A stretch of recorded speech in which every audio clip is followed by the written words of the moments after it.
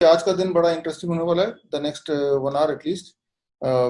और first of all congratulation, हमने पिछले 20 दिन में आप सबने हमने मिलके करीब 5000 कोरोना, इन्फ्लुएंजा, फ्लू इस तरह के पेशेंट्स को डील ही नहीं किया बल्कि उनको ठीक भी किया, जो कि अपने आप में बड़ी बात इसलिए भी है क्योंकि ठीक किया वो भी in a limited time. May be most of them, ज्यादा लोग क्योर हो गए 3 दिन, 4 दिन, 5 दिन में।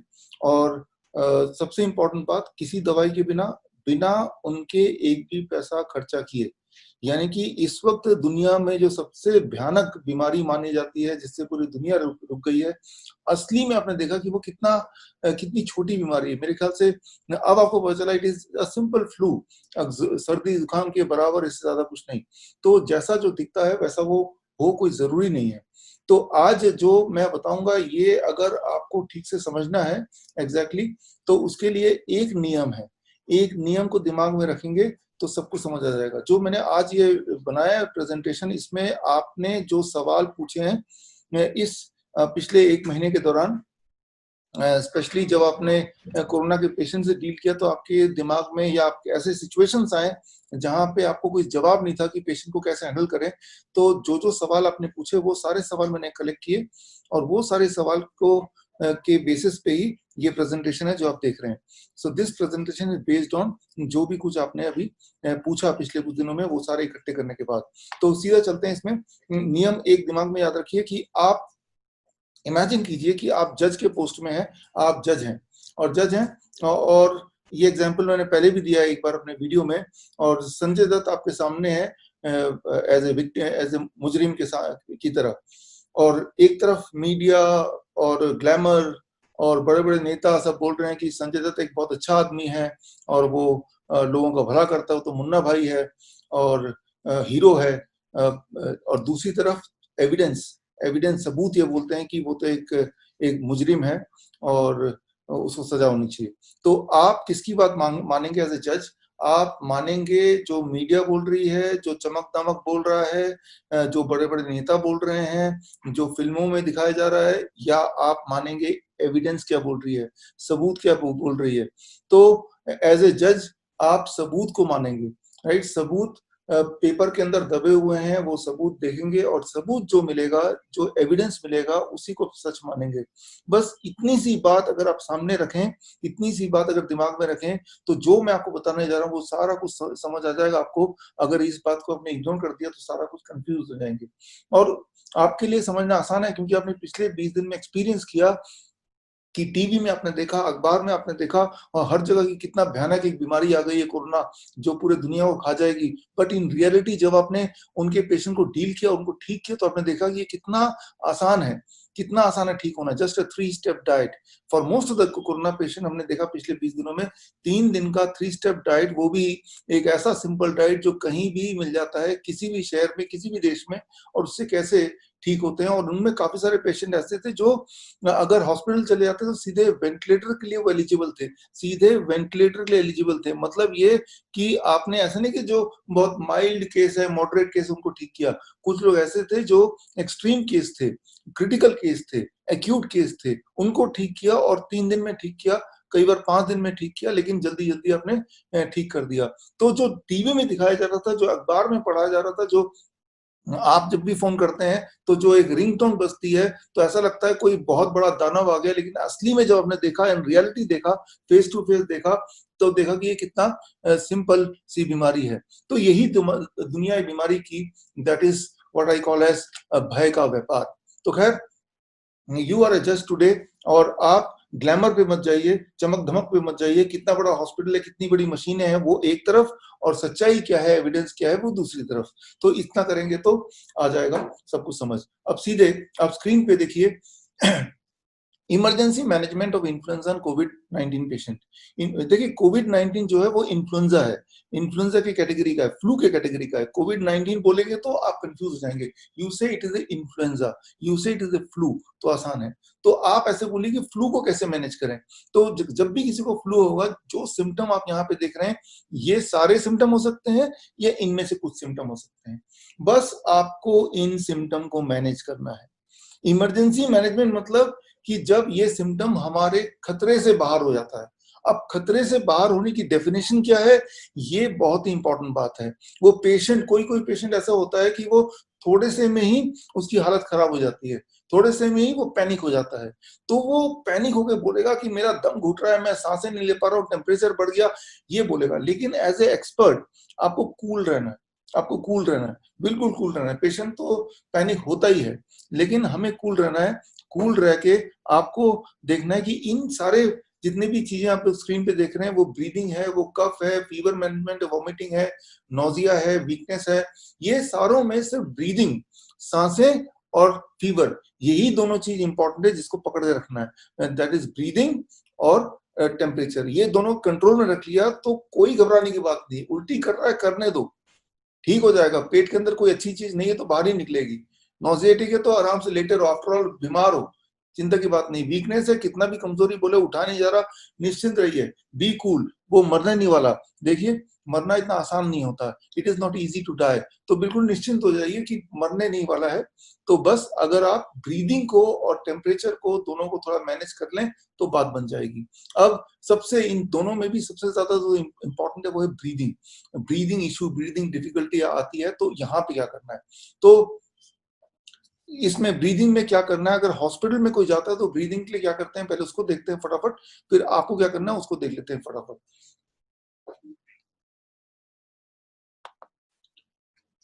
तो देखिए हॉस्पिटल सेटअप में कभी जाएंगे तो एक सिलेंडर ऑक्सीजन लगा देंगे ब्रीदिंग के लिए, है ना, और उससे भी बात नहीं बनेगी तो फिर वेंटिलेटर में ले लेंगे। वेंटिलेटर का नाम तो इतना कॉमन हो गया, बच्चा बच्चा जानता है, राइट। ब्रीदिंग हो जाएगी, ऑक्सीजन, ऑक्सीजन से नहीं बात बन रही, डॉक्टर बोलेगा इनको वेंटिलेटर में लगाना है, कौन मना करेगा, सीधे वेंटिलेटर में चला जाएगा। अब मेरी बात ध्यान सुनिए, ऑक्सीजन सिलेंडर जो है ये दुनिया का सबसे बड़ा फ्रॉड है, सबसे बड़ा fraud. It is not a science, क्योंकि आप जो नॉर्मली ब्रीथ इन करते हैं वो ऑक्सीजन के अलावा नाइट्रोजन करते हैं। आप एयर को ब्रीदिंग करते हैं, हम ऑक्सीजन ब्रीदिंग नहीं करते। हमारी जो बॉडी है it is design to breathe in air, not oxygen. हमारी बॉडी डिजाइंड है हवा को ब्रीद इन करने, इनहेल करने के लिए, ऑक्सीजन को इनहेल करने के लिए डिजाइन नहीं है। जिस तरह से आपकी गाड़ी जो है वो या तो पेट्रोल से चलती है या डीजल चलती है, उसके लिए डिजाइंड है। लेकिन आपकी गाड़ी में, पेट्रोल वाली गाड़ी में, अगर हवाई जहाज का जो जेट फ्यूल होता है जो पेट्रोल से भी ज्यादा प्यूरिफाइड होता है, वो जेट फ्यूल डाल दूंगा कि ये तो और प्यूरिफाइड है, तो क्या गाड़ी और अच्छी चलेगी? नहीं चलेगी, गाड़ी वहीं रुक जाएगी, ठीक है। तो चाहे जेट फ्यूल और प्यूरिफाइड है, चाहे जेट फ्यूल और महंगा है, लेकिन वो आपकी गाड़ी के लिए डिजाइन नहीं है, या आपकी गाड़ी उस चीज के लिए डिजाइन नहीं है। तो ये आप, अगर आपका डीजल गाड़ी तो उसमें पेट्रोल डाल देंगे, हालांकि petrol is more expensive, it is more purified, लेकिन उसके लिए वो डिजाइन नहीं है। तो ठीक उसी तरह से आपकी जो बॉडी है that is designed for air breathe in, हवा को ब्रीद इन करने के लिए, जिसमें 21% ऑक्सीजन होना चाहिए और बाकी मोस्टली नाइट्रोजन होना चाहिए। तो वो एयर को ब्रीदिंग करने के लिए, उसकी जगह ऑक्सीजन ब्रीदिंग करेंगे तो उससे क्या होगा, हमें नुकसान होगा, नुकसान होगा। मैं ये बोलना चाह रहा हूं कि चमक धमक एक तरफ है कि बड़े बड़े सिलेंडर ऑक्सीजन लगे हुए हैं, हॉस्पिटल में पाइप है, ऑक्सीजन आ रहा है, और बड़े बड़े हॉस्पिटल, बड़े बड़े डॉक्टर हर जगह देख रहे हैं, जब भी इमरजेंसी हो रही, इमरजेंसी नहीं भी हो रही तो मुंह में ऑक्सीजन लगा दिया। हवा हम मूवी में देखते हैं, तो वो तो है ग्लैमर, वो तो है चमक दमक। लेकिन इंपॉर्टेंट बात है, एज ए जज आप बताइए एविडेंस क्या कहता है। अभी तक पिछले 100 साल से हम ऑक्सीजन यूज कर रहे हैं, लेकिन अभी तक ऑक्सीजन के यूज करने से एविडेंस क्या कहता है, क्या पेशेंट को फायदा होता है या नुकसान होता है? एविडेंस ये कहता है कि ऑक्सीजन यूज करने से पेशेंट को नुकसान हुआ है, फायदा नहीं हुआ। मैं आपको एविडेंस दूंगा, मैं आपको एविडेंस दिखाऊंगा।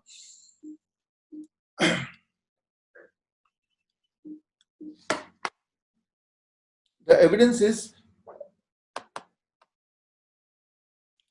here, ये है कॉकरेन सिस्टमेटिक रिव्यू। जब भी आपको एविडेंस चाहिए तो एक नाम याद रखिए, कॉकरेन। कॉकरेन कभी भी फार्मास्यूटिकल कंपनी से वो डोनेशन नहीं लेता है, तो कॉकरेन पे भरोसा कर सकते हैं। कॉकरेन ने ये सवाल पूछा ऑक्सीजन से फायदा होता है कि नहीं, तो उन्होंने देखा कि जहां पे जितनी ज्यादा पेशेंट को ऑक्सीजन दी गई उतनी ज्यादा उनको नुकसान हुआ, इन कंपेरिजन टू जहां पे ऑक्सीजन कम मात्रा में दी गई। यानी कि ज्यादा ऑक्सीजन या कम ऑक्सीजन, तो दोनों में क्या आया कि ज्यादा ऑक्सीजन मोर नुकसान, मोर डैमेज, मोर मोर्टिलिटी, मोर मॉर्बिडिटी, यानी कि ज्यादा ऑक्सीजन ज्यादा नुकसान। तो ये तो क्लियर है, कम और ज्यादा ऑक्सीजन में दोनों में से कौन सा ज्यादा नुकसान करेगा? जितना ज्यादा ऑक्सीजन उतना ज्यादा नुकसान। अब आता है कंपैरिजन, ऑक्सीजन या नो ऑक्सीजन। ऑक्सीजन देना या नहीं देना। मान लो किसी को ब्रीदिंग डिफिकल्टी हो रही है, उसे ऑक्सीजन देना चाहिए तो फायदा होगा, या नहीं देने से तो फायदा होगा, राइट। तो इसमें क्या है कि ये देखा गया कि जब किसी को ब्रीदिंग डिफिकल्टी हो रही है तो इन रियलिटी उसको ऑक्सीजन की कमी नहीं चाहिए, नहीं हो रही है, उसे एयर की कमी है, उसको ऑक्सीजन की कमी नहीं है। ब्रीदिंग डिफिकल्टी हो रही है, it does not mean that he is deficient of oxygen. इसका मतलब ये नहीं कि उसको ऑक्सीजन की कमी है, इसका मतलब उसको एयर की कमी है। ये जो एयर है ना, इसकी कमी है, राइट। तो इसके लिए एक एक्सपेरिमेंट किया गया और एक ट्रायल किया गया। वो ट्रायल आप देखिए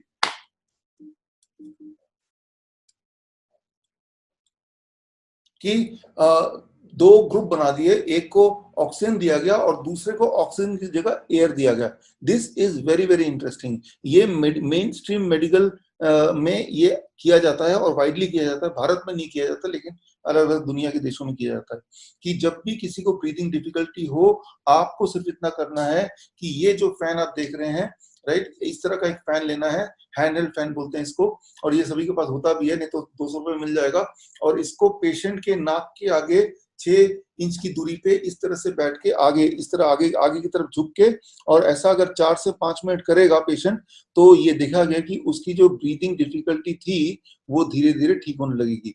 उसकी ब्रीदिंग डिफिकल्टी थी, उसमें कंफर्ट आने लगेगा। तो यहाँ पे एक इंपॉर्टेंट बात याद रखिए, किसी को ब्रीदिंग डिफिकल्टी अगर हो तो वो जब ऑक्सीजन लेता है, ऑक्सीजन से कंफर्ट आ जाता है, लेकिन पेशेंट की हालत नहीं सुधरती।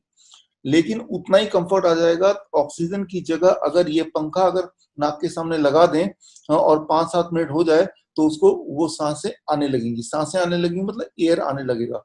तो अगर वो चाहे तो जितना देर मर्जी इसको लेके बैठा रह सकता है। तो इससे कंफर्ट लेवल, कंफर्ट वाइज इसको वही इफेक्ट मिलेगा पेशेंट को जो इफेक्ट पेशेंट को मिलता था या मिल सकता है ऑक्सीजन लगाने से। देखिए, ऑक्सीजन लगाने से कंफर्ट तो मिलता है, लेकिन पेशेंट के मोर्टिलिटी में, पेशेंट के मॉर्बिडिटी में, पेशेंट की हालत में, यानी कि जो डैमेज हुआ है उसमें सुधार नहीं आती। ऑक्सीजन जो थेरेपी है उससे पेशेंट की हालत अच्छी नहीं होती, पल भर के लिए उसको कंफर्ट मिल जाता है, लेकिन वो जो कंफर्ट है वो भी इंपॉर्टेंट है। तो अगर कंफर्ट ही चाहिए तो मुफ्त का कंफर्ट मिल सकता है, सिर्फ 200 रुपए में खरीदिए। और ये और खास तौर पे ऐसे पेशेंट जिनको अक्सर ब्रीदिंग डिफिकल्टी आती है, या एस्थमेटिक पेशेंट हैं, तो या लंग डिसऑर्डर के पेशेंट हैं, उनको अपने घर में लंग में ऑक्सीजन सिलेंडर की जरूरत नहीं है, उसके बदले में ये रखना चाहिए। दिस सिंपल डिवाइस वही वाला काम करेगा बिना किसी साइड इफेक्ट के जो ऑक्सीजन सिलेंडर काम करता है, वही काम बिना साइड इफेक्ट के जो ऑक्सीजन सिलेंडर करता है। That is the most important thing. अब मैं इसका सबूत दे देता हूँ। देखिए, मैंने पहले ही बोला था कि आपको जज बनना पड़ेगा कि सबूत से आप मानिए, ना कि चमक धमक से। तो इसमें चमक धमक तो कोई है ही नहीं, 200 रुपए का आता है, तो सबूत क्या है? तो अब मैं सबूत दिखाता हूं आपको। ये देखिए, ये लैंसेट में रैंडमाइज कंट्रोल ट्रायल। सबूत जो होते हैं मेडिकल की दुनिया में, उसमें रैंडमाइज कंट्रोल ट्रायल को सबसे ऊपर माना जाता है। और अगर रैंडमाइज कंट्रोल ट्रायल लैंसेट जैसे जर्नल में आया, तो मान लो कि ये तो भगवान का बताया हुआ एक श्लोक आ गया, मतलब उसको कोई फिर उसको उसको चैलेंज नहीं करता।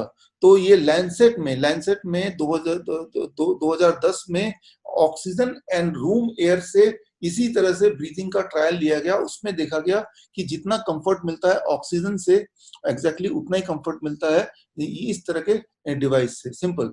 तो मतलब ये कि कोई भी अगर ब्रीथिंग की डिफिकल्टी वाला पेशेंट है तो सोचता है कि मैं हॉस्पिटल चले जाऊंगा तो मुझे सिलेंडर मिल जाएगा, वो घर पे नहीं है, तो अब घर पे भी उसके पास ये ऑक्सीजन सिलेंडर से भी ज्यादा अच्छा एक डिवाइस है।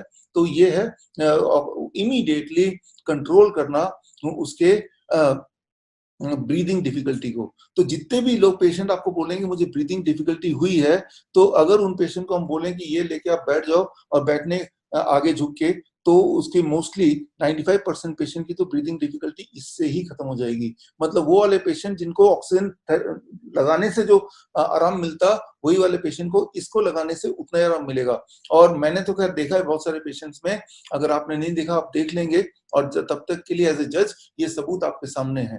बल्कि इसका विपरीत अगर कोई सबूत देना चाहे कि ऑक्सीजन लगाने से ज्यादा फायदा होता है इन कंपैरिजन टू दिस, या इसको लगाने से कोई फायदा नहीं होता, ऐसा कोई सबूत नहीं है।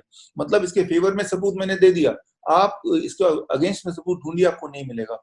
मैं ऑक्सीजन के अगेंस्ट में सबूत मैं दे रहा हूं आपको, राइट। अभी अभी दिया मैंने आपको दिस कि हायर एंड लोअर ऑक्सीजन।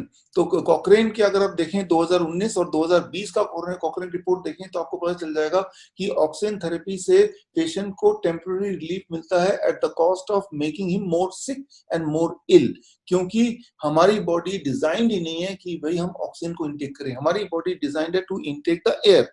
तो मैंने ये बोला है कि जो ब्रीदिंग डिफिकल्टी वाले पेशेंट हैं उनमें 95% पेशेंट को इस डिवाइस से फायदा हो जाएगा, लेकिन 5% पेशेंट ऐसे हैं जिनको इसके बाद भी ब्रीदिंग प्रॉब्लम सीवियर रहेगी, सांसों में दिक्कत रहेगी, उनको फायदा नहीं मिलेगा। तो ऐसे पेशेंट को जिनको हॉस्पिटल सेटिंग में ऑक्सीजन सिलेंडर से फायदा नहीं मिलता तो वो कहाँ ले जाते हैं, वो ले जाते हैं उनको वेंटिलेटर में, they take them to ventilator. So mechanical ventilator जिसे बोलते हैं, जिसके बारे में मैंने पिछली बार बात किया था। बट यहाँ पे आपको क्या करना है, मैकेनिकल वेंटिलेटर से ज्यादा अच्छा जो है वो है प्रोन वेंटिलेशन, यानी कि घर पे जो वेंटिलेटर की बात मैंने की थी पिछली बार। और इस बार भी आप में से कुछ एक्सपर्ट्स ने देखा कि पेशेंट को ब्रीदिंग डिफिकल्टी आई, उन्होंने प्रोन वेंटिलेशन दिया, प्रोन वेंटिलेशन देने के बाद एकदम से उनका ऑक्सीजन लेवल बढ़ गया, मतलब ऑक्सीमीटर में उसकी रीडिंग बढ़ गई, ऑक्सीजन सैचुरेशन रीडिंग बढ़ गई और पेशेंट ठीक हो गया। राइट, तो ये बड़ी ही कॉमन बात है। सिर्फ फर्क इतना है कि ये जो है ये ग्लैमरस नहीं है, इससे कोई बिजनेस नहीं हो सकता। ये फ्री फंड का प्रोन वेंटिलेटर है विदाउट एनी साइड इफेक्ट। ये फ्री फंड का prone ventilator. Now prone ventilator में जाने से पहले सिर्फ इसकी एक बात कर लेते हैं। इसको पूरी तरह फायदा उठाने के लिए आप स्क्रीन पे देखिए कि जब भी इसको कोई यूज करेगा तो ऐसे पकड़ के करीब 6 इंच 7 इंच 8 इंच की दूरी पे रखेगा और फिर इसको ऑन कर देगा, और ऑन करने के बाद आगे की तरफ झुक के बैठेगा, जिस तरह से आपने पिक्चर में देखा चेयर में बैठेगा तो उसको ज्यादा फायदा होगा। चेयर में बैठे हैं, खड़े रहें, लेकिन इसका जो पॉस्चर है, जो राइट पॉस्चर है जिसमें मैक्सिमम बेनिफिट मिलता है, वो पॉस्चर आपके सामने दिख रहा है। और कम से कम 4 से 5 मिनट करना होता है। There is no maximum limit, जितनी देर मर्जी उसको आराम मिल रहा है वो करते रहेगा, लेकिन आराम मिलना का एहसास 4 से 5 मिनट में हो जाएगा। And this can replace the oxygen therapy very much. ये उस जैसा आराम नहीं, उससे बढ़िया, and most important without side effect, without side effect. Right, जब ऑक्सीजन आप लेते हैं, क्लियर ऑक्सीजन लेते हैं, मतलब क्लीन ऑक्सीजन जब सिलेंडर से लेते हैं तो करीब 95% ऑक्सीजन होता है उसमें। राइट, एंड जब एयर लेते हैं तो 21% ऑक्सीजन होता है। जो प्योरेस्ट फॉर्म में ऑक्सीजन लेते हैं that causes oxygen toxicity in the body, वो हमारे बॉडी में ऑक्सीजन टॉक्सिसिटी कर देता है, and that is very very damaging, वो बड़ा डैमेजिंग होता है। तो अभी तक जितनी बात की, इससे ब्रीदिंग प्रॉब्लम 95% पेशेंट की सॉल्व हो जाएगी। सिर्फ 5% पेशेंट ऐसे हैं जिनकी ब्रीदिंग प्रॉब्लम अभी सॉल्व नहीं होगी। तो आपको क्या करना है, बिल्कुल पैनिक ना करके उनसे पूछना है, आपको ब्रेथलेसनेस है तो आप क्या करो, ऑक्सीमीटर लो और ऑक्सीमीटर को लगाओ अपने हाथ में, और हाथ में लगा के वो एक वीडियो करके हमें दिखाओ। उसको ये नहीं पूछना है कि रीडिंग कितनी है, क्योंकि वो रीडिंग कुछ भी बोल देगा, 80 बोल देगा, 70 बोल देगा, 60 बोल देगा, मानना नहीं इसको। राइट, आप बोलना, आप वीडियो दिखाओ, ये बड़ा इंपॉर्टेंट है। यहाँ पे क्या है कि क्योंकि हम इतने लोगों की सेवा कर रहे हैं, आप सेवा कर रहे हैं इतने लोगों की, तो जो हॉस्पिटल एक पेशेंट की 5 लाख 7 लाख 15 लाख 20 लाख लेते हैं, वो हॉस्पिटल के बहुत सारे लोग जो कि चिड़े हुए हैं, तो वो क्या करेंगे, एक फेक पेशेंट बन के बोलेंगे कि मेरी तो ऑक्सीजन रीडिंग 60 है। राइट, और आपको लगेगा कि 60 है, तो आप पैनिक में आके कोई ना कोई एक एडवाइस देने की कोशिश करेंगे। इसलिए आप मत मानिए कि वो रीडिंग कितना बताता है, टेम्परेचर की रीडिंग कितना बताता है, या ऑक्सीमीटर की रीडिंग कितना बताता है। वेरी वेरी इंपॉर्टेंट कि आप बोलिए कि ऑक्सीमीटर लगाइए और वीडियो कॉल में, दैट इज आपके व्हाट्सएप की वीडियो कॉल में वो दिखा दीजिए हमें, आप देखेंगे, और जब देखेंगे तभी आप विश्वास करेंगे कि व्हाट इज द रीडिंग। तो कितनी रीडिंग होनी चाहिए वो आप देखिए स्क्रीन पे कि SpO2 ऑक्सीजन सैचुरेशन जो है, जिसे SpO2 बोलते हैं, वो 88% या उससे कम, 88% या उससे कम, 88% है या उससे कम है। राइट, इस केस में प्रोन वेंटिलेशन देना है। इस केस में ही suitable for prone ventilator, prone ventilation के लिए सुटेबल है। कोई अगर पेशेंट बोले मेरी ब्रीथिंग, सांसें नहीं आ रही, सांसें नहीं आ रही, पैनिक करता है, तो पैनिक को मत मानिए। आप पैनिक के साथ साथ उसको बोलिए कि ऑक्सीजन मीटर से देखिए, ऑक्सीमीटर से आप देखिए, अगर वो 90 से नीचे है तब भी प्रोन वेंटिलेशन हम दे सकते हैं। लेकिन 91 है, 92 है, 95 है तो उसकी जरूरत नहीं है, फिर तो इससे ही काम चल जाएगा। और कुछ लोगों की आदत होती है उसको पैनिक करना ही करना है, छोटी सी कुछ होता है तो बहुत ज्यादा पैनिक करते हैं। इसीलिए हमें ज्यादा उनकी बातों में नहीं आना है, हमें उनको सांत्वना देना है, उनके साथ जुड़े रहना है, इतना करना है। तो अब देखिए हम ब्रीदिंग के अगले पड़ाव पे हैं कि अगर किसी को 88 से नीचे है, देखिए यहाँ पे SpO2 के साथ में लिखा है SaO2 और PaO2, ये कई सारे और तरह से ऑक्सीजन लेवल बॉडी का ब्लड में कितना है उसको मेजर किया जाता है। उन चक्करों में मत पड़िए। पेशेंट क्या करेगा, कई सारे और टर्म्स के नाम लेगा, उसके चक्कर में मत पड़िए। बोलना हमारे लिए कुछ इंपॉर्टेंट नहीं है, आप तो ऑक्सीमीटर लगाओ और वीडियो में दिखा दो। हमें टर्म्स के चक्कर में नहीं पड़ना। कुछ लोग होते हैं वो अब बचपन से अपने जीवन में इतने बार बीमार पड़ चुके हैं कि उनको डॉक्टर से ज्यादा मेडिकल टर्म्स पता है, तो टर्म्स में आप उनसे जीत नहीं सकते। लेकिन हमारी लड़ाई टर्म्स में है ही नहीं, हमारा तो काम सिर्फ इतना है उस पेशेंट को ठीक कर देना है। और कई बार उस पेशेंट के घर में कोई ना कोई डॉक्टर होगा और वो सोचेगा मेरे बिना कैसे ठीक हो रहा है, तो वो दो चार मेडिकल लैंग्वेज में बात आपको करने की कोशिश करेगा। लेकिन आपको अपने प्रोटोकॉल से नहीं हटना है, आपको ये बोलना है कि हमें NICE से सिर्फ इतना इंस्ट्रक्शन है कि कभी किसी को ब्रीदिंग प्रॉब्लम होगी तो हमें ऑक्सीमीटर से रीडिंग देखनी है। You have to communicate as less as possible, you need not to convince them, आपको उन्हें कन्विंस करने की कोई जरूरत नहीं है, आप तो उनको सपोर्ट कर रहे हैं, हेल्प कर रहे हैं। वो कन्विंस्ड हैं तभी वो आपसे हेल्प लेने आए हैं, अदरवाइज वो कहीं भी जा सकते थे, राइट। सो यहाँ पे इंपॉर्टेंट है कि आपको देखना है कि वो रियली उसको प्रोन वेंटिलेशन की जरूरत है कि नहीं, that is only thing you have to see. और अगर जरूरत है तो ये जो आपकी स्क्रीन पे 88 से अगर कम है रीडिंग और ब्रीदिंग डिफिकल्टी है तो जरूरत है। तो अब आपको प्रोन वेंटिलेशन देना है। प्रोन वेंटिलेशन कैसे देना है मैंने आपको पिछले बार बताया था, अभी बता देता हूँ।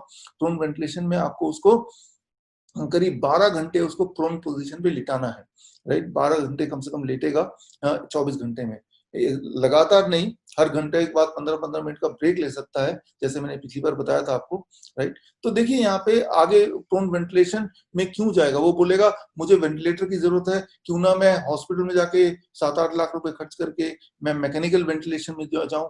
देखिए ये जो देख रहे हैं ये फोटो, ये मैकेनिकल वेंटिलेटर है।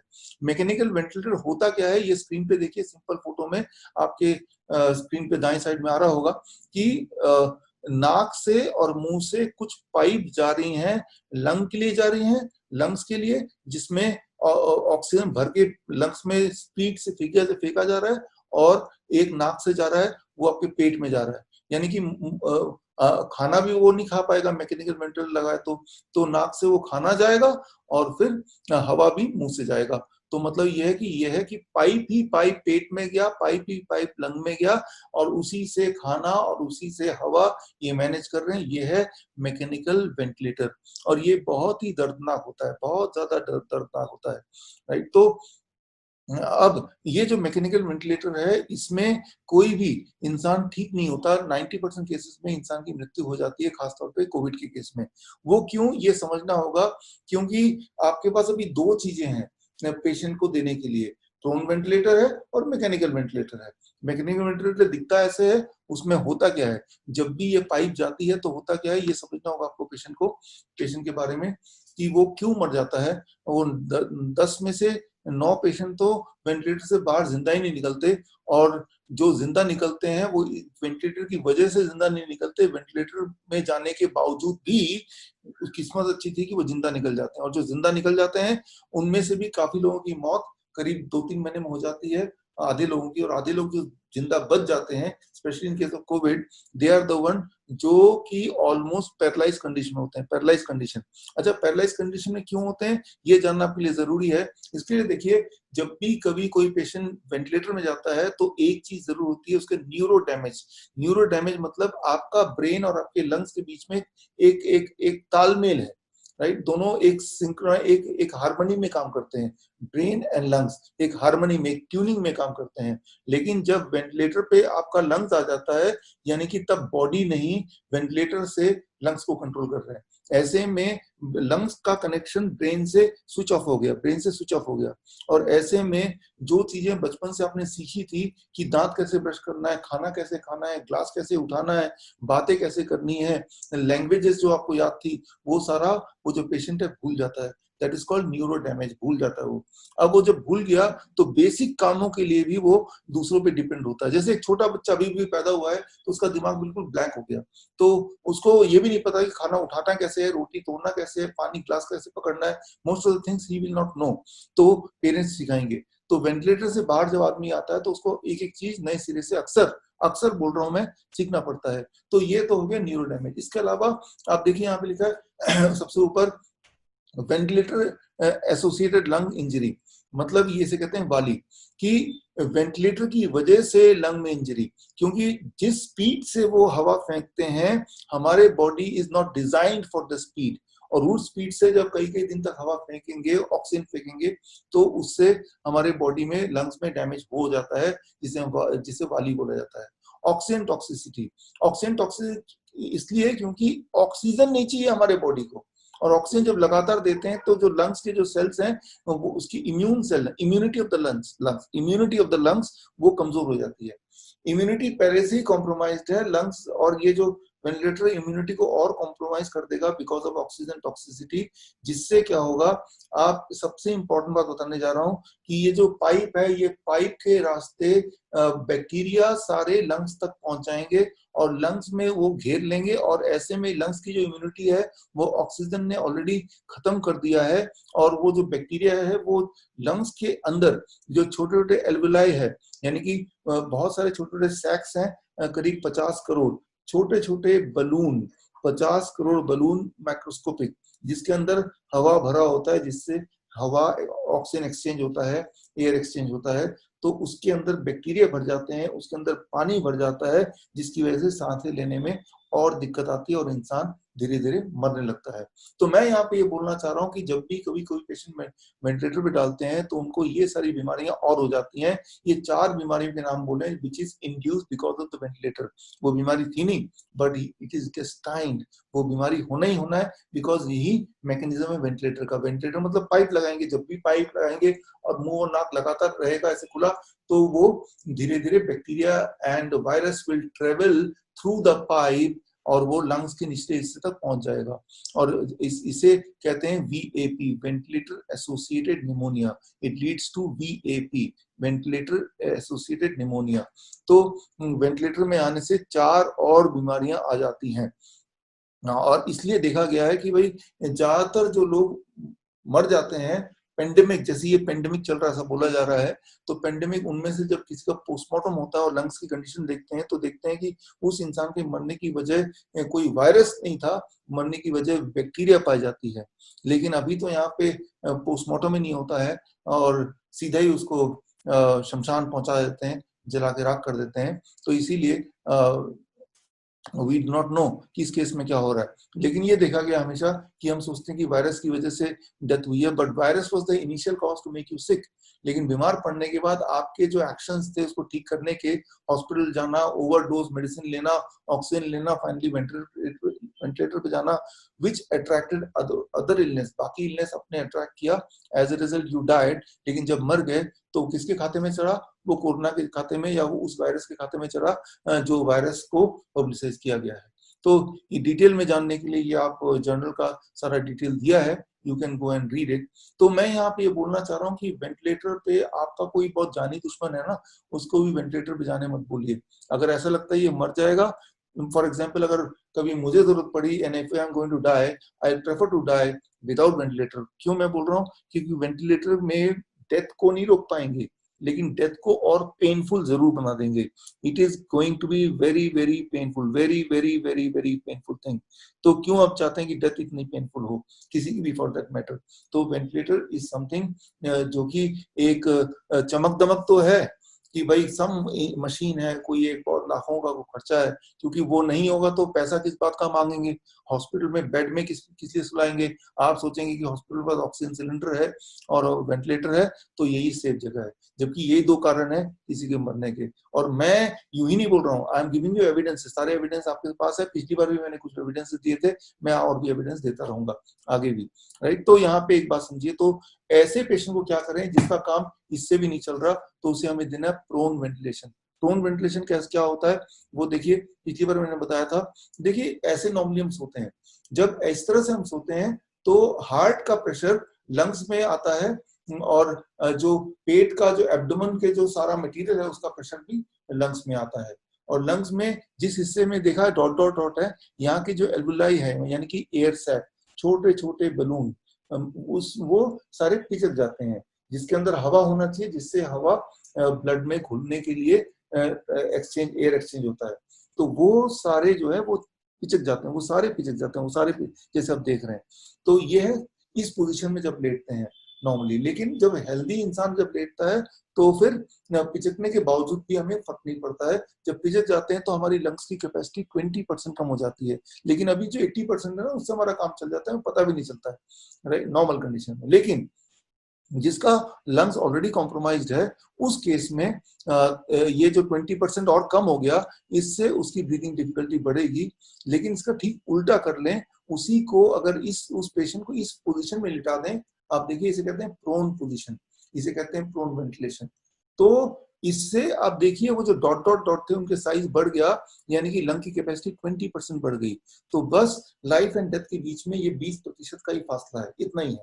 तो प्रोन वेंटिलेशन से उस इंसान की जो ब्रीदिंग कैपेसिटी है वो 20% बढ़ती है, बस इतना ही हम उम्मीद करते हैं।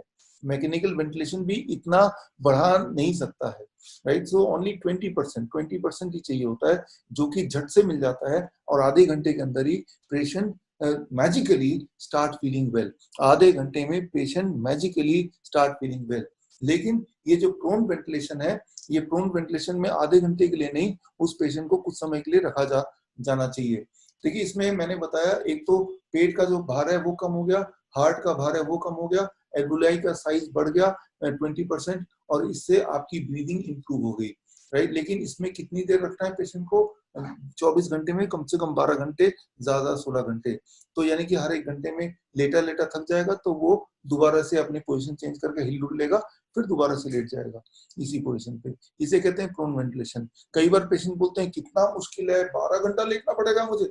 अरे जब ऐसा कोई बोले तो वो जो हॉस्पिटल के वेंटिलेटर का जो पिक्चर है ना उनके सामने दिखा दो, कि इस वेंटिलेटर के पिक्चर दिखाओ, बोलो कि 12 घंटे नहीं लेटना पड़ता है इसमें, कई कई दिन तक, और कई बार तो 1 महीना 2 महीने तक भी लेटना पड़ता है। और मतलब कि वो जिंदा है लेकिन ना वो बोल सकता ना हिल सकता, और एवरी मोमेंट उसको जबरदस्त पेन हो रहा है, और पेन किलर से, स्टीरॉइड से उसको बस किसी तरह संभाल के रखा हुआ है।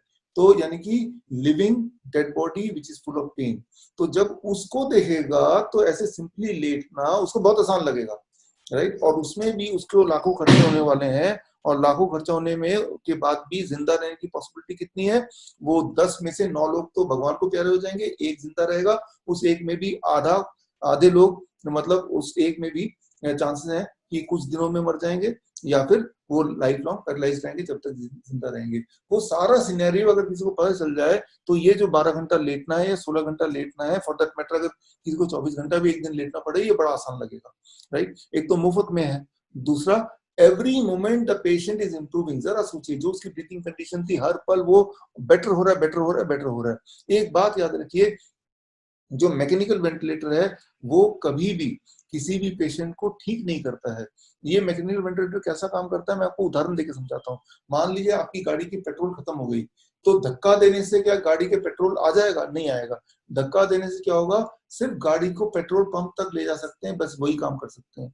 तो मैकेनिकल वेंटिलेशन क्या है? वो पेशेंट के लंग की कंडीशन को ठीक नहीं करता है, ना ही वायरस को भगाने का काम करता है।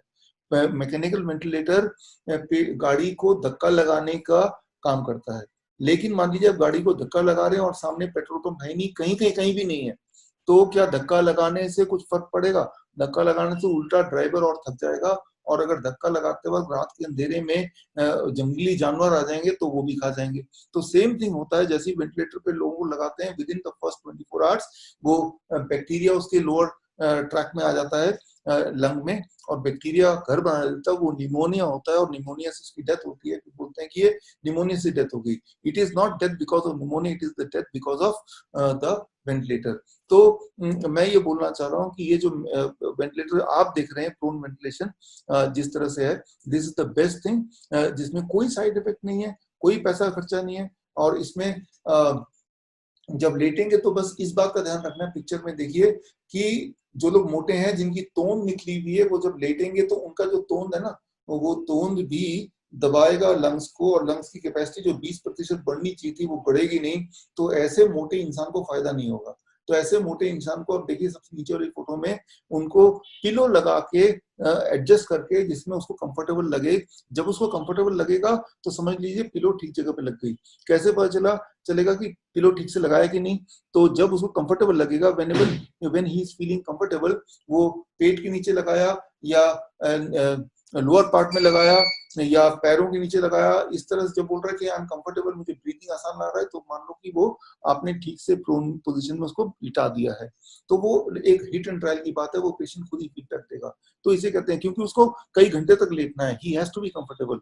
तो ये है ब्रीदिंग को मैनेज करने का। दुनिया में ब्रीदिंग को मैनेज करने का इससे बढ़िया तरीका कोई नहीं है। एविडेंस बेस्ड बोल रहा हूँ, आप जज है, राइट? हाँ, चमक दमक दिखाने का वो तो बड़े बड़े हॉस्पिटल्स हैं, लेकिन रियलिटी में ठीक होने का एविडेंस बेस्ड जो है, अभी तक का जो मेडिकल साइंस कहता है कि ब्रीदिंग में सिर्फ यही चीज आप कर सकते हैं, और जितनी भी चीजें हैं वो इंसान को बहुत ज्यादा इंजरी देती है, बहुत ज्यादा डैमेज करती है। तो अब इसके आगे हम चलते हैं। तो अगला है अनकंट्रोल्ड कफ मैनेजमेंट। आप में से काफी सारे पेशेंट हैं जिन्होंने काफी सारे एक्सपर्ट्स हैं जिन्होंने बोला कि हमारे पेशेंट ने बोला कि उनको कफ नहीं रुक रहा है, खांसी नहीं रुक रही, खांसी लगातार बढ़ती जा रही। ऊपर देखो यार, उनके कफ नहीं रुक रही है। तो ऐसे में उनको क्या करना है? उनको सिंपली इतना ही करना है। आवाज आ रही है ना? ऊपर जाके देखो। ऐसे में उनको क्या करना है? फॉर देम 3 बार हल्दी लेते हैं, 3 बार की जगह 6 बार हल्दी लेना है। पूरे दिन में 6 बार हल्दी लेना है, 6 टाइम। वो जो आपने बोला छोटा सा हल्दी का टुकड़ा 3 बार लेना है, जो कफ को मैनेज करता है, वो 3 बार की जगह उसके डोज को डबल कर दीजिए। That is the cough management. और कफ का मतलब कि वो कुछ निकालना चाहता है। तो नॉर्मली 1 दिन, 2 दिन, 3 दिन में कफ की फ्रीक्वेंसी कम हो जाती है। इसमें थोड़ा पेशेंस रखने वाली बात है, किसी को थोड़ा लंबा भी चलेगा। इसमें हम ज्यादा कुछ कर नहीं सकते हैं, उसने खुद ही अपनी हालत इतनी खराब की है, with time it should go, right? तो ये है कफ मैनेजमेंट। फीवर मैनेजमेंट मैंने पिछली बार किया था, बहुत शॉर्ट में बता देता हूँ। जब तक फीवर 102 तक नहीं पहुंचता तब तक चिंता की बात नहीं है। 102 तक पहुंचता है तब भी चिंता की बात नहीं है, लेकिन तब आपको कोल्ड कंप्रेस करना है, जो लास्ट टाइम बताया था, यानी कि ठंडा टॉवल लगाना है। और ठंडा टॉवल के साथ, जैसे फोटो में देख रहे हैं, फैन भी लगाना है पैरों की तरफ, ताकि वो कोल्ड एयर भी आए। और ऐसा 15 मिनट करना है, या फिर ऐसा तब तक करना है जब तक वो कांपने ना लग जाए, राइट? या ऐसा तब तक करना है जब तक कि 101 डिग्री 1 डिग्री कम ना हो जाए, राइट? तो ये है फीवर मैनेजमेंट। अगर इससे भी कम नहीं होता, कोई बोलता है इससे भी कम नहीं होता, तो ये फ्रीक्वेंटली करना है। 15 मिनट किया, फिर आधे घंटे का ब्रेक दिया, फिर 15 मिनट कर लिया, फिर आधे घंटे का ब्रेक दिया, ये कर। कोई बोलेगा इससे भी कम नहीं हो रहा है, 104 तक पहुंच गया, तो चिंता की बात नहीं है। आपको बोलते हैं कि 104 तक पहुंच गया, पैरासिटामोल ले लूं। पैरासिटामोल लेने से आर्टिफिशियली नंबर कम हो जाएगा, लेकिन जो डर है कि फिट्स आ जाएंगे, सीजर आ जाएगा, सीजर और फिट्स को पैरासिटामोल से कम करके टेम्परेचर उसको अवॉइड नहीं किया जा सकता। मतलब ऐसा कोई एविडेंस नहीं है कि आपने पैरासिटामोल ले लिया तो आपके चांसेस फिट्स आने के और सीजर आने के कम हो गए। ऐसा, हाँ, टेम्परेचर कम हो जाएगा, बट फिट्स आने के चांसेस नहीं कम होंगे। तो मैं ये बोलना चाह रहा हूँ कि पैरासिटामोल लेने की बिल्कुल भी जरूरत नहीं है, even if the temperature goes high. हाँ, उसको मैनेज करने का जो सिर्फ टूल है, जो टूल मैंने स्क्रीन पे दिखाया, इसी टूल पे लगे रहिए, that is towel and fan, उसी से मैनेज करना है, नथिंग एल्स, राइट? अब वॉमिटिंग की भी शिकायत आप में से कुछ पेशेंट्स को आई है। तो आप में से जिन लोगों के पेशेंट के पास की वॉमिटिंग की आई है, तो वॉमिटिंग में सिर्फ एक ही इंस्ट्रक्शन देना है कि भाई खाना पीना बंद कर दो, stop eating and stop drinking for 4 hour, 4 घंटा। और इस दौरान अगर नारियल पानी से कुछ फायदा हो रहा है तो नारियल पानी लेते रह सकते हैं, नहीं तो वो भी नहीं। और 4 घंटे बाद नारियल पानी ट्राई करना है, और उसके बाद सिट्रस फ्रूट जूस ट्राई करना है। अगर वॉमिटिंग हो रहा है तो चिंता की बात नहीं है, वॉमिटिंग होने दो, राइट? होते रहे, और फिर जाहिर सी बात है उसके बाद कमजोरी फील होगी, डजंट मैटर, कुछ नहीं खा पाएगा, डजंट मैटर, बिल्कुल कूल रहना है। वॉमिटिंग से nobody can die, so doesn't matter. हाँ, डिस्कम्फर्ट होगा, वो पैनिक होगा, लेकिन आप एक्सपर्ट हैं, आप पैनिक नहीं हो सकते। आप बोलेंगे, सांत्वना देंगे कि भाई थोड़ा आराम कीजिए, जितनी वॉमिटिंग होता है होने दीजिए। और कभी कभी आप कोकोनट वाटर देखिए कि वो आप हजम कर पा रहे हैं कि नहीं, या वो भी उल्टी होती है तो कोकोनट वाटर भी रहने दीजिए, 4 घंटे बाद फिर देखिए। So this is what you have to say. अब अगला आता है नोजिया है, वीकनेस है। इस तरह का अगर आपका पेशेंट बोलता है, तो नोजिया वीकनेस में इसकी कोई रेमेडी नहीं है। आपको बोलना है भाई आप बीमार हो तो वीक हो, नोजेटिक हो, कोई पैनिक करता भी तो आपको सांत्वना देना है, नथिंग मोर देन दैट।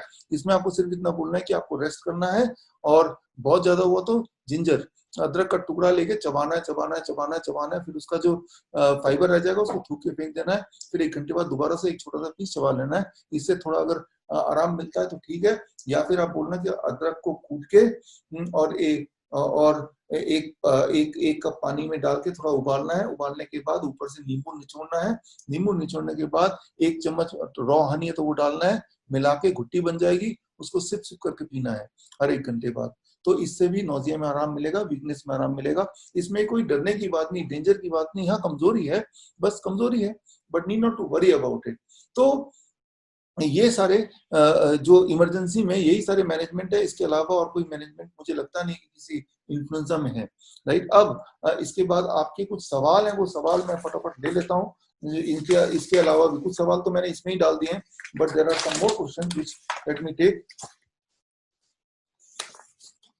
देखिए, आप में से किसी ने फीडबैक दिया पेशेंट को कि हॉस्पिटल चले जाओ। देखिए, ये कभी नहीं बोलना है कि पेशेंट को हॉस्पिटल चले जाओ, क्योंकि हॉस्पिटल जाके क्या मिलेगा उसको? वो वेंटिलेटर मिलेगा ना, वो ऑक्सीजन सिलेंडर मिलेगा, वो दवाइयां मिलेंगी, क्यों देना चाहते हैं आप, राइट। तो ये सेंटेंस नहीं बोलना है कि हॉस्पिटल चले जाओ। अगर आपको नहीं समझ आती तो आपको एक इमरजेंसी नंबर हमने दी है जो 24 घंटा कभी भी आप कर सकते हैं। तो आप इमरजेंसी हॉस्पिटल चले जाओ ना बोल के उस इमरजेंसी नंबर में आप कॉल करके हमें बता दो कि पेशेंट की स्थिति ऐसी है तो लेट अस डील। तो लेकिन हॉस्पिटल जाने कोई नहीं बोलेगा, राइट। सो आप में से कुछ लोग हैं, जो काफी लोग हैं जो अपने अपने व्यापार में, अपने बिजनेस में किसी न किसी काम में लगे हुए हैं, उस वक्त पेशेंट का फोन आ सकता है और आप नहीं उठा पाएंगे। तो पेशेंट को पहली बार में ही बोल दीजिए कि इतने से इतने के बजे मैं ऑक्युपाइड हूंगा, तो इतने के बाद मैं आपको रिस्पॉन्ड करूंगा, ताकि आपकी और पेशेंट की जो बॉन्डिंग है वो अच्छी रहे। क्योंकि आफ्टर ऑल आप अपना काम कर रहे हैं, वो नहीं छोड़ सकते। तो आप अपनी जो कन्वीनियंस है थोड़ा बता दीजिए और पेशेंट की भी थोड़ी हेल्प कीजिए, ये इंपॉर्टेंट है। और आपकी जो रिस्पॉन्सिबिलिटी किसी भी पेशेंट के लिए वो 10 से लेकर 14 दिन तक का है। अगर 14 दिन के बाद भी लिंगर ऑन कर रहा है तो वो इन्फ्लुएंजा नहीं होगा, वो फिर कोई और बीमारी है। तो फिर 14 दिन के बाद जो भी रिपोर्ट बनती है, जो भी स्थिति है, वो लास्ट फीडबैक देके उसको पेशेंट को क्लोज करना है और हमें बता देना है। उसके आगे उस पेशेंट का क्या करना है, दैट इज आवर रिस्पॉन्सिबिलिटी। आपको उसके आगे नहीं करना है, क्योंकि ये जो नाइस है, that is network of influenza care experts है, and that is the to treat influenza flu. इसके बियॉन्ड नहीं। इसके बियॉन्ड कोई पेशेंट कुछ बोलता है तो पेशेंट को बोलना है कि आप वो हमसे कांटेक्ट करें फॉर एनीथिंग एल्स। कोई बोलेगा डायबिटीज, कोई बोलेगा हार्ट डिजीज, बट हमें डिबेट नहीं होना है, क्योंकि अगर डिबेट होंगे तो हमारी एनर्जी लिमिटेड है। हमें लाखों लोगों तक पहुंचना है, अभी तक 20 दिन में सिर्फ 5000 लोगों तक पहुंच पाए हैं। तो वो तभी होगा जब हम बहुत ही एफिशिएंटली काम करेंगे। हम पेशेंट की बातों में नहीं आएंगे, पेशेंट को सपोर्ट करना है, लेकिन बिना बातों में आए, राइट। और कम से कम बात करके और अपने प्रोटोकॉल में पूरी तरह से कनेक्टेड रह के तभी हो पाएगा। तभी डिसिप्लिन से हम उससे उसकी बीमारी से उसको जिता सकते हैं और हम भी आगे बढ़ सकते हैं। अब जो आप में से काफी सारे लोगों के क्वेश्चन इसमें आगे जो मैंने अभी तक बोला और जिनके नहीं आए उनको मैं बता दूं। देखिए, आप में से काफी लोगों ने लिखा कि पेशेंट बोलता है थायराइड हो गया, डायबिटीज है, बैक पेन है, इसके लिए क्या करूं। आपको फोकस करना है कि उसकी जो फीवर है, उसकी जो ब्रीथिंग है, उसके जो कफ है, उन चीजों को मैनेज कर रहे हैं। बाकी ब्लड शुगर, ब्लड प्रेशर, इन चीजों को मैनेज करने की आवश्यकता नहीं है। मामला बेकार में कॉम्प्लिकेट हो जाएगा। उसको बोलना कि आप जैसे मैनेज कर रहे थे वैसे कीजिए, वी आर इन्फ्लुएंजा एक्सपर्ट। तो यही फिलहाल तो आपकी यहाँ पे इंस्ट्रक्शन है। एक सवाल आपका है कि फीवर अगर 3 दिन के बाद भी नहीं जाता तो क्या करना है। देखिए, पहले 3 दिन तो 3 स्टेप फ्लू डाइट है, उसके बाद चौथे दिन से वो डाइट शुरू हो जाएगा, DIP डाइट प्लस वो हल्दी माइनस प्लेट 2 इन लंच। तो वही डाइट चलेगा अगले 14 दिन तक, राइट। और दोबारा टेम्परेचर होगा, और दिन में टेम्परेचर है तो दिन में 2 से 4 बार कोकोनट वाटर भी जोड़ देना, नहीं है तो कोकोनट वाटर इज ऑप्शनल, ना ले तो भी ठीक है। तो that becomes a diet for rest of the time, right. तो फिर आपने सवाल पूछा, sometime patient does not keep trust. Patient को आप पे ट्रस्ट नहीं है, वो चाहते हैं कि वो डायरेक्टली डॉक्टर के थ्रू से ट्रीटमेंट लें। कई बार पेशेंट को मुझ पे भी ट्रस्ट नहीं होता। तो यहाँ पे आपको देखना है कि जो पेशेंट आराम से आपको ट्रस्ट करे उन्हीं को हम ठीक कर सकते हैं। जो पेशेंट ट्रस्ट नहीं करे उन पे एनर्जी ना लगा के, why not to put energy on someone जो हमें ट्रस्ट करता हो। तो ये देखना पड़ेगा, उनको समझाना पड़ेगा कि आपने डॉक्टर के थ्रू फिर राव चौधरी का प्रोटोकॉल देखा, आपने वीडियो देखे, हमने उनसे ट्रेनिंग ली है और हमें ये रिस्पॉन्सिबिलिटी दी है आप तक आपको ठीक करने की। तो एक बार बोलना पड़ेगा आपको। लूज मोशन अगर पेशेंट को होता है तो लूज मोशन में घबराने की बात नहीं है, जैसे उल्टी होती है वैसे लूज मोशन होता है। बॉडी के अंदर कुछ ऐसी चीजें, जर्म्स हैं जो बॉडी निकाल रही है, और ये जो 3 स्टेप डाइट है इसमें बहुत लोगों को बार बार लूज आना पड़ता है और उसमें यूरिनेशन भी ज्यादा बढ़ जाता है और लूज मोशन भी होता है। तो ये एक पॉजिटिव साइड है, पॉजिटिव बात है। हालांकि पेशेंट की दिक्कत बढ़ जाएगी, बार बार फ्रीक्वेंटली उसको जाना पड़ेगा टॉयलेट, लेकिन भाई ये थेरेपी है, इसी से पेशेंट ठीक होगा। कोई मलेरिया का पेशेंट आ गया तो क्या करेंगे? देखिए, तो दोबारा से मैं बता रहा हूँ कि ये इन्फ्लुएंजा का ट्रीटमेंट आप कर रहे हैं, मलेरिया का नहीं, राइट? तो उसको भी आप रेफर कर देंगे हमारे पास, अगर ऐसी कोई बात अगर आपके सामने आती है। और अगर कोई साथ में काढ़ा लेना चाहता है तो काढ़ा ले, वो अश्वगंधा, तुलसी, अदरक, मुनक्का, ये सब अच्छा होता है। नमक ना ले बीच में, नमक बिल्कुल नहीं लेना है। कोई अगर बहुत गरीब है, वो नारियल पानी नहीं पी सकता, तो कुछ कर नहीं सकते, तो उसको बोलो आप आप जो सिट्रस फ्रूट जूस है वो ज्यादा पी लो। अगर वो भी नहीं पी सकता, आप बोलो फिर मौसमी खा लो, क्योंकि जब खाएगा तो ज्यादा वॉल्यूम में नहीं खा पाएगा तो कम खर्चा होगा। हालांकि मौसमी उतना महंगा है नहीं, तो इस तरह से आप कर सकते हैं। किसी को फ्रेश टर्मरिक अगर ना हो तो टर्मरिक का पाउडर लेना है और 1 चम्मच गर्म पानी में डाल के घोटना है, 1 कप गर्म पानी में, फिर उसको सिप सिप करके पीना है। दैट इज इक्वल टू 1 टुकड़ा कच्चा चबाने का। बट बेस्ट तो है कच्चा ही चबाए तो अच्छा है। और अगर छोटे बच्चे की बात है, बच्चा नारियल पानी नहीं पी रहा है और बड़ी मुश्किल से पिला पा रहे हैं, जबरदस्ती नहीं करने बच्चे के साथ, थोड़ा थोड़ा करके पिलाना पड़ेगा उसको। उतना ही पिलाएं जितने में वो पिला पाए आराम से, यही देना। लेकिन ये कि उसकी उसकी कुछ और नहीं देना है। फिर दूध है, उसका रेगुलर फूड है, चावल है, रोटी, ये नहीं देना। जब बच्चे को भूख लगेगी तो अपने आप ही वो पिएगा। लेकिन पिलाना तरीका यही है। उसका जो बॉडी वेट है, बॉडी वेट के अनुसार जो formula, that remains the same. आपका अगला क्वेश्चन है, two things are, one severe burning sensation in the stomach along with the धक धक की आवाज नियर द नेवल, और 2 गले और मुख में छाले। देखिए, इस तरह के बहुत सारे लोग शिकायत करेंगे, तो उनको कंफर्ट देना, बोलना कि आप बीमार हैं, इस तरह की डाइट का आपको आदत नहीं है, तो बॉडी विल मेकअप, तो उसको थोड़ा सा कंफर्ट देना है। या फिर कभी कभी ऐसा होता है कि इस डाइट के अलावा बीच में पेशेंट चाय वाय भी पी लेता है, और तो क्या होता है कि एसिडिक बन जाता है और तब स्टमक में प्रॉब्लम होती है। तो उससे पूछना पड़ेगा कि आपने चाय वगैरह तो नहीं पी, डेयरी प्रोडक्ट तो नहीं लिया, तेल वाली चीज तो नहीं खा लिया, जो कि हम स्ट्रिक्टली मना करते हैं। तो इस तरह देखना पड़ेगा। अगर चाइल्ड माँ के दूध पे है और माँ को अगर फीवर हो जाता है, कोई बात नहीं, तब भी चाइल्ड माँ का दूध पिएगा, चाइल्ड को चिंता करने की आवश्यकता नहीं है। ऐसा नहीं कि माँ को फीवर हो गया, कोरोना हो गया तो चाइल्ड को भी हो जाएगा। भगवान ने इस तरह से बनाया कि माँ को फीवर भी हो गया, कुछ भी हो गया, तब भी माँ लगातार दूध तो पिला ही सकती है। There is no need to worry about it. तो इसके अलावा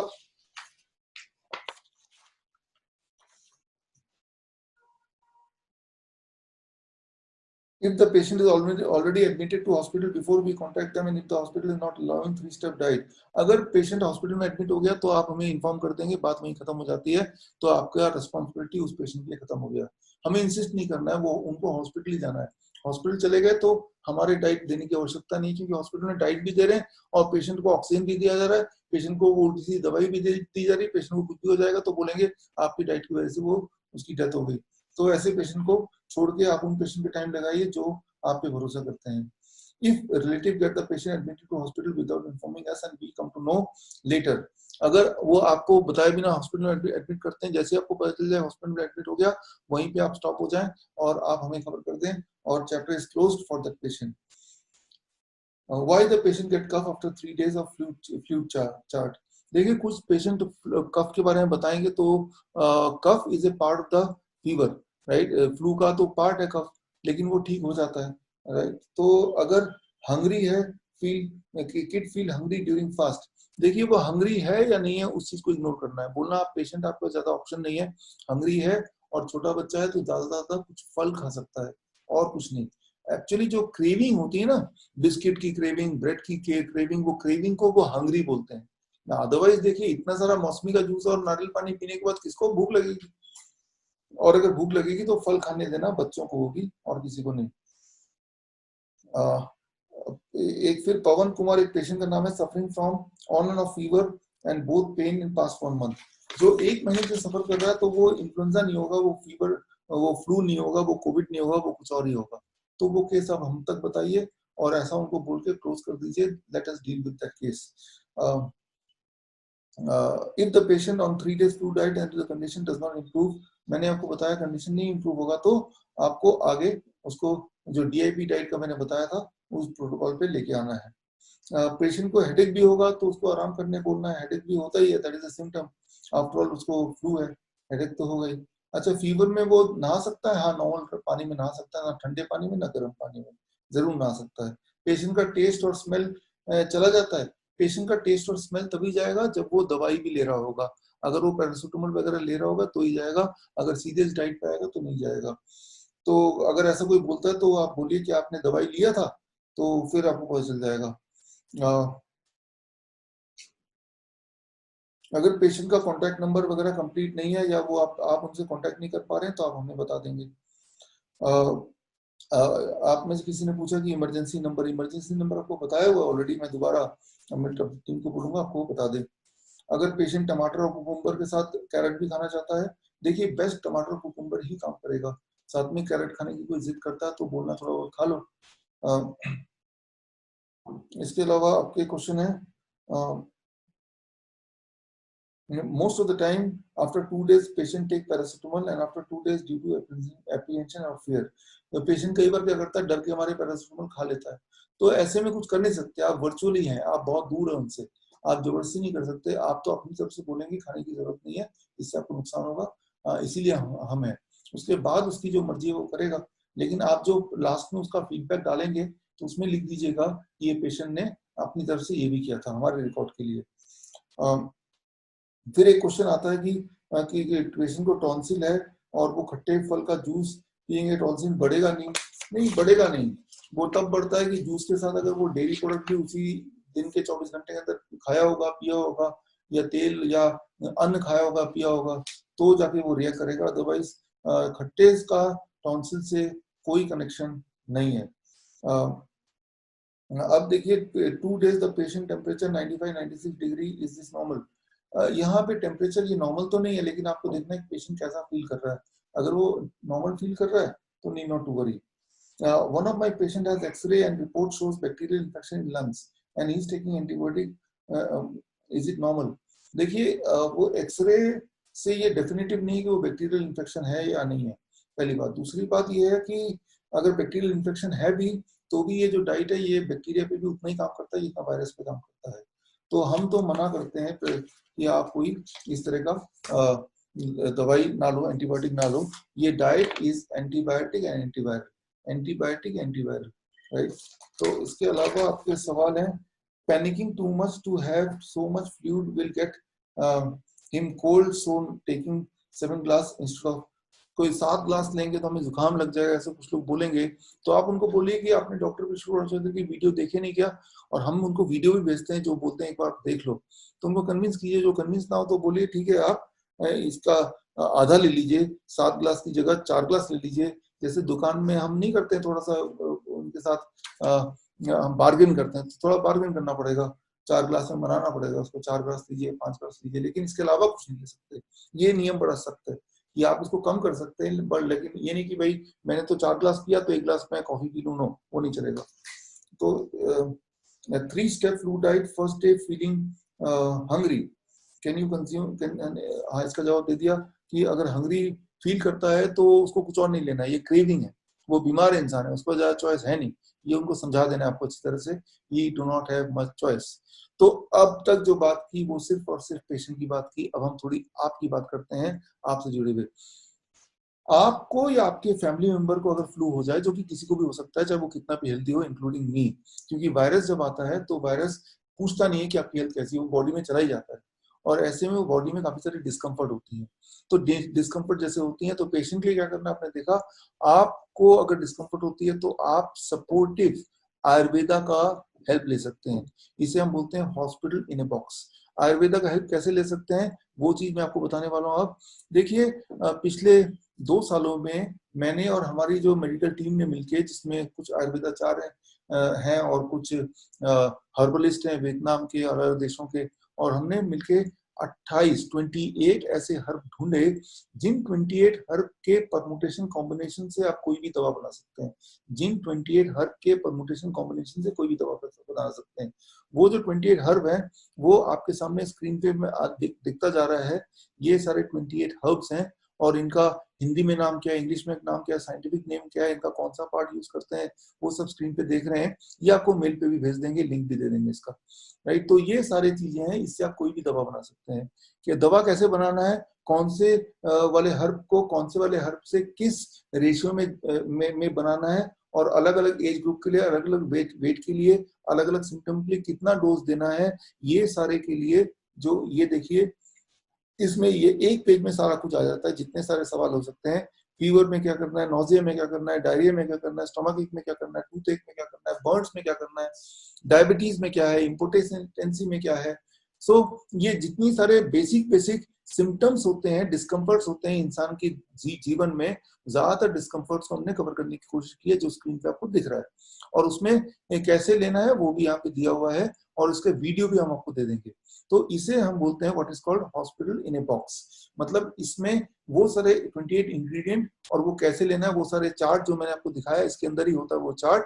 और इससे आप क्विक फिक्स, जब तक वो पेशेंट ठीक हो रहा है, मान लो 3 दिन में आपका फीवर ठीक हो रहा है, लेकिन तब तक अगर हेडेक हो जाए तो क्या करेंगे, कब ज्यादा हो जाए तो क्या करेंगे, एनर्जी और चाहिए तो क्या करेंगे, तो आपका क्विक फिक्स सोल्यूशन के लिए ये सिर्फ सिम्टोमेटिक रिलीफ के लिए है। जब तक तो डाइट पूरी तरह ठीक करेगा तब तक ये आपको टिके रहने के लिए, आपको कंफर्ट देने के लिए ये हॉस्पिटल बॉक्स है। देखिए, पेशेंट को फिजिकल कंफर्ट देना, तब तक कंफर्टेबल रहे, उसकी जर्नी ठीक होने की जर्नी, बहुत ज्यादा पेन में ना रहे, ये भी हमारी रिस्पॉन्सिबिलिटी है। तो उस रिस्पॉन्सिबिलिटी के लिए ये हॉस्पिटल इन ए बॉक्स है। लेकिन ये आप जो पेशेंट से डिस्टेंस पे है, ज्यादातर वो फोन से बात कर रहे हैं और बहुत कम चांस है कि ये सारे हब उनके पास हो।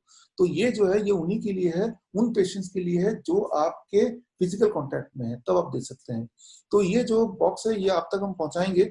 लेकिन अभी आपको पता है कि मार्केट, जो बड़े बड़े मार्केट्स हैं जहाँ पे हर प्योर फॉर्म मिलता है, वो बंद है, खुले नहीं ठीक से। तो हम लगातार उनसे बोल रहे हैं, वो जैसे ही खुल जाएगा तो ये बॉक्स बन के, और वैसे भी ये आपका थर्ड मंथ है, थर्ड सेमेस्टर है, तो इसके बाद आपका फाइनल एग्जाम होगा। एग्जाम के बाद जो सर्टिफिकेट आएगा, सर्टिफिकेट के साथ ये भी हम कुरियर कर देंगे। लिंकन यूनिवर्सिटी का आपका जो एडवांस सर्टिफिकेशन आएगा, along with that you will get this as a courier also, ये भी आपको मिल जाएगा। तो ये बॉक्स मिल जाएगा आपको, और बॉक्स से सिम्टोमेटिक रिलीफ के लिए और डाइट से पूरी तरह ठीक होने के लिए। Symptomatic relief this box. और जब इंसान को सिम्टम होते हैं ना पेशेंट को, तो सबसे इंपॉर्टेंट बात, इसलिए मैं सबसे आखिरी में कर रहा हूँ, दो तरह के सिम्टम होते हैं। एक तो फिजिकली सिम्टम होते हैं, कफ हो रहा है, हेडेक हो रहा है, दूसरा वीकनेस आ रही है, दूसरा मेंटल भी वीकनेस होती है। मेंटल वीकनेस का मतलब वो कमजोर फील कर रहा है, वो लूज फील कर रहा है, उसे लग रहा है कि मैं जिंदा नहीं रहूंगा, उसे नेगेटिव थॉट्स आ रहे हैं।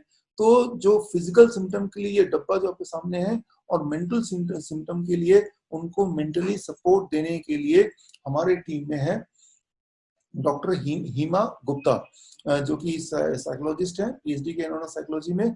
तो एक काम और आपका बढ़ गया कि आपको अगर ऐसा लगता है अपने पेशेंट से बात करके कि इन्हें थोड़ी साइकोलॉजिकल सपोर्ट की भी जरूरत है, तो आप हमें इन्फॉर्म कर देंगे, हमारी टीम को, कि ये जो पेशेंट है हमें लगता है कि साइकोलॉजिकल सपोर्ट की जरूरत है, और क्यों लगता है वो भी थोड़ा ब्रीफ कर दीजिए। तो हम इनका टाइम लेंगे और उस पेशेंट को फोन पे इनसे बात करा देंगे, और ताकि उनको, उस पेशेंट को साइकोलॉजिकल कंफर्ट भी मिले। तो मैं ये बोलना चाह रहा हूँ कि आज से, फ्रॉम टुडे, एक तो हमारा जो हेल्पलाइन है वो 24 घंटे ऑन है, 24 आवर्स। आधी रात को भी पेशेंट के फोन आते हैं, 2 बजे 3 बजे। हमारा हेल्पलाइन 24 घंटे ऑन है। हमारी जो इमरजेंसी नंबर है जो आपको दिया है वो 24 घंटे ऑन है, राइट। और यानी कि पेशेंट को कभी भी कोई तकलीफ है या कोई नया पेशेंट भी है, तो for that we are there. तो लेकिन अब एक काम और भी आपसे मैं उम्मीद कर रहा हूँ, वो ये कि अभी जरूरत आ गई है, इतने पेशेंट हो गए कि नाइट ड्यूटी की भी जरूरत आ गई है। तो आप में से जो लोग नाइट ड्यूटी के लिए रेडी हैं, नाइट ड्यूटी मतलब कि रात को 9 बजे से लेके सुबह 6 बजे तक की ड्यूटी, तो आपको कुछ करना नहीं है, यू रिलैक्स, आप सारे काम वैसे के वैसे कीजिए, बस आपको अपना मोबाइल ऑन रखना है। तो अगर हमारे जो फर्स्ट लाइन ऑफिसर है, उनको कोई इमरजेंसी केस आता है या ऐसा केस आता है जिसमें लगता है कि एक बार एक्सपर्ट से बात हो जाएगी तो उनको शांति मिल जाएगी, तो ऐसे पेशेंट्स को आपको रेफर करेंगे और आपको जो इमरजेंसी ड्यूटी में है उस पेशेंट से तभी बात करना है, और बात करके सिर्फ 2 चीज पूछना है आपको। पहली चीज कि आपका टेम्परेचर कितना है, अगर टेम्परेचर 102 से ज्यादा है तो क्या बोलना है आपको पता ही है। दूसरी चीज, आप ऑक्सीमीटर अगर नहीं है तो आपकी ब्रीदिंग कैसी है, ऑक्सीमीटर शायद ना हो, उसके पास ब्रीदिंग कैसी है। अगर ब्रीदिंग कंफर्टेबल है तो बहुत अच्छी बात है, ब्रीदिंग कंफर्टेबल नहीं है तो आप ये सोल्यूशन दे देंगे, या आप बोलेंगे कि जिस पोजीशन में आपको सोना है वो प्रोन पोजीशन, उसकी एक पिक्चर आप उनको भेज सकते हैं, इस पोजीशन में सोइए तो थोड़ा आपको रिलीफ मिलेगा। और फिर आपको इतना बोलना है कि आप आराम से सो लीजिए। सुबह हमारे जो एक्सपर्ट्स हैं, मैं तो नाइट ड्यूटी में हूँ, सुबह आपको एक्सक्लूसिव एक्सपर्ट आपको डेडिकेट कर देंगे, तो वो आपको और डिटेल डाइट के बारे में बाकी सारी चीज बता देंगे, नीड नॉट टू वरी। बस इतना बोलना उस पेशेंट को काफी बड़ा सपोर्ट मिल जाता है। और ये ध्यान रखना, पेशेंट को इमरजेंसी में तो नहीं है, तो उसके तो 2 ही पैरामीटर है, ब्रीदिंग और फीवर। वो दोनों आपने पूछ लिया, और पूछ के आपने हल्का फुल्का उसको बता दिया, और उसको बोला कि बाकी हमारे जो सुबह की स्टाफ आएंगे, सुबह के एक्सपर्ट आएंगे, वो आपको पूरी तरह डिटेल में आपको हैंडल करेंगे। तो बस इतना ही आपको बोलना है। तो मैं चाहता हूँ कि महीने में कम से कम एक बार नाइट ड्यूटी की रिस्पॉन्सिबिलिटी आप सब लोग एक एक दिन के लिए लीजिए, और उस नाइट ड्यूटी में 2, 4, 5 ऐसे कुछ फोन करने पड़ेंगे, लेकिन मुझे पता है कि वो जो एक फोन आपकी तरफ जाएगा वो पेशेंट को कितना कंफर्ट देगा। ये इमेजिन कीजिए, उस पेशेंट की जगह आप या मैं हूं, और हमें पता है कि कोरोना कितनी भयंकर बीमारी है, और तब किसी एक्सपर्ट का फोन आ जाए, वो इतना सांत्वना दे दे कि मैंने आपके पैरामीटर समझ लिए हैं and everything is going to be okay, तो वो हिम्मत आ जाती है। यही तो हमारा काम है, क्योंकि जो ठीक हो रहे हैं वो तो डाइट ठीक कर रहा है, भगवान ठीक कर रहा है, लेकिन हम एक जरिया है, हम एक प्रोसेस का पार्ट बने हैं। तो that is very very important. तो यहाँ पे मैं चाहता हूँ कि आप सब इस रेस्पॉन्सिबिलिटी लें, महीने में कम से कम एक दिन नाइट ड्यूटी लगाएं। नाइट ड्यूटी में और क्या क्या करना है मैं थोड़ी ट्रेनिंग और भी दे दूंगा आपको, लेकिन जब आप पेशेंट्स को क्योर करने के प्रोसेस में रहेंगे तभी आप सीखेंगे। इसीलिए तो बोलते हैं ना प्रैक्टिसिंग डॉक्टर, राइट। कभी प्रैक्टिसिंग इंजीनियर नहीं बोलता, इंजीनियर ठीक सीख के आता है तब वो इम्प्लीमेंट करता है, लेकिन डॉक्टर जिंदगी भर प्रैक्टिसिंग डॉक्टर रहता है। तो आप जितना सीखेंगे, जितना आप प्रैक्टिस करेंगे, जितना आप पेशेंट के बीच में रहेंगे, उतना आप सीख पाएंगे।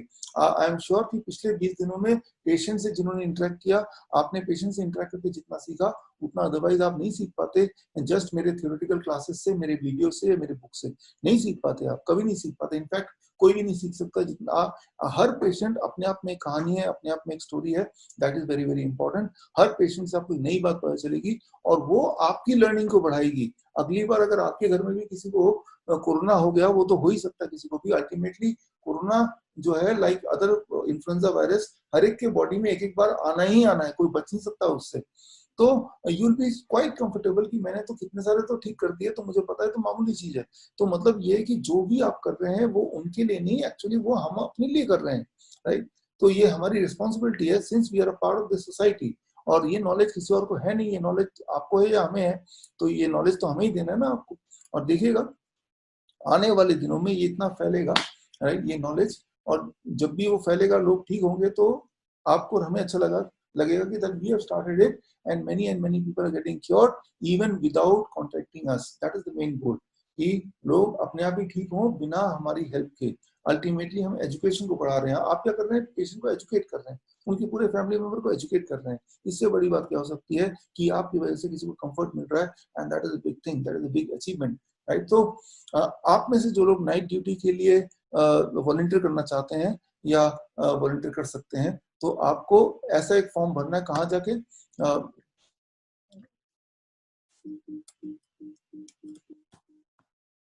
एक साइट यहाँ पे नहीं आ रहा, आपको जाना है bishrup.com/night-duty, bishrup.com/night-duty में जाना है, और जाके आपको जो ये फॉर्म आएगा जो मैंने दिखाया था उस फॉर्म को भरना है। और फिर हमारे जो कोर टीम है, कोर टीम आपको डेजिग्नेट करेगी कौन से दिन नाइट ड्यूटी में आपको रखा गया है, तो उस दिन आपको बस अलर्ट रहना है। वो आपके प्रेफरेंस के हिसाब से डेट हो सकता है, और उस दिन आप रहेंगे तो आप देखेंगे कि that will be a unique experience. जब वो पेशेंट एक्सपेक्ट ही नहीं कर रहा होगा कि कोई एक्सपर्ट मुझे मिल जाएगा आधी रात को और तब एक्सपर्ट मिल जाएगी, तो इससे बड़ी बात क्या हो सकती है। So that can be a real contribution to the society. And मुझे लगता है कि बस अब समय आ गया अपने अगले ट्रेनिंग का जो इंग्लिश में है। अभी जो ट्रेनिंग हुई है ये ट्रेनिंग हिंदी में है, हिंदी में हुई थी, और सेम चीज मैं रिपीट करूंगा अंग्रेजी में, बिल्कुल सेम चीज, सब कुछ वैसे का वैसा होगा, वही वाला क्वेश्चन होगा। तो आपकी मर्जी है, अगर समय है तो दोबारा आप ज्वाइन कर सकते हैं, एक बार रिवाइज हो जाएगा, नथिंग न्यू, राइट। रिवाइज होने से अच्छा ही है। या फिर जिनको हिंदी में समझ नहीं आया वो इंग्लिश में आ सकते हैं, या इंग्लिश वाले तो इंग्लिश में आएंगे ही आएंगे। तो और इसके बाद आपका एक फाइनल एग्जाम होगा, नंबर 1। नंबर 2, आप सबको एक फॉर्मेट देंगे, उस फॉर्मेट में एक पेशेंट का, कम से कम एक पेशेंट का आपको केस स्टडी लिखना है। केस स्टडी जिसको आपने ट्रीट किया हो, चाहे वो डायबिटीज का हो, हाई ब्लड प्रेशर का हो, ओबेसिटी का हो, चाहे आपने डाइट से खुद को ट्रीट किया हो, अपने परिवार वालों को ट्रीट किया हो, या नाइस के नेटवर्क के पेशेंट्स जो आपको मिले उनको ठीक किया हो। हर एक को कम से कम एक पेशेंट का केस स्टडी देना है, और हर एक को फाइनल एग्जाम में अपीयर होना है। And once you pass that, then comes the certification. So अब सर्टिफिकेशन ज्यादा दूर नहीं है।